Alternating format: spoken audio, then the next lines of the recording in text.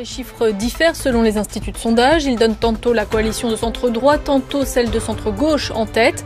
Seule certitude, l'extrême droite poursuit bel et bien sa progression. Elle est créditée de 16 à 19% des suffrages.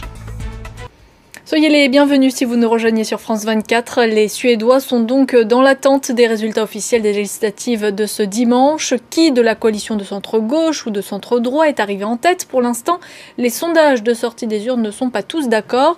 Ce qui est sûr en revanche, c'est que le parti d'extrême droite SD poursuit bien sa montée en puissance. Il est crédité de 16 à 19% des suffrages.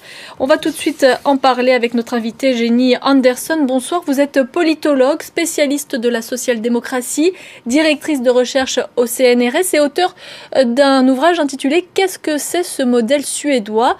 On a l'impression ce soir que la Suède n'est finalement pas très différente des autres pays européens qui se laissent tenter par l'extrême droite. Est-ce que vous pensez qu'il y a encore une spécificité suédoise, une social-démocratie suédoise?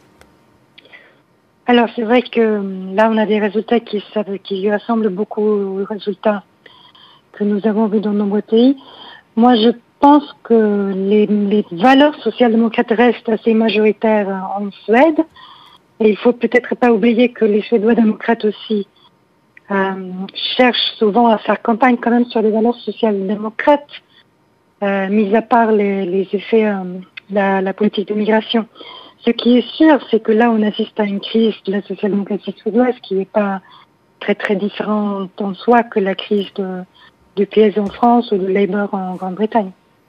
Est-ce que l'immigration, puisque c'est sur ça que s'est portée la campagne cette année, est-ce qu'elle est réellement une menace pour l'État-providence suédois, puisque c'est l'argument des électeurs d'extrême droite? Les économistes ne sont pas d'accord sur ce sujet, mais il est quand même difficile à croire que dans un pays qui n'a pas un très grand taux de chômage pour le moment, mais surtout une demande de main-d'œuvre, cette immigration serait une vraie menace pour l'État-providence. C'est difficile à...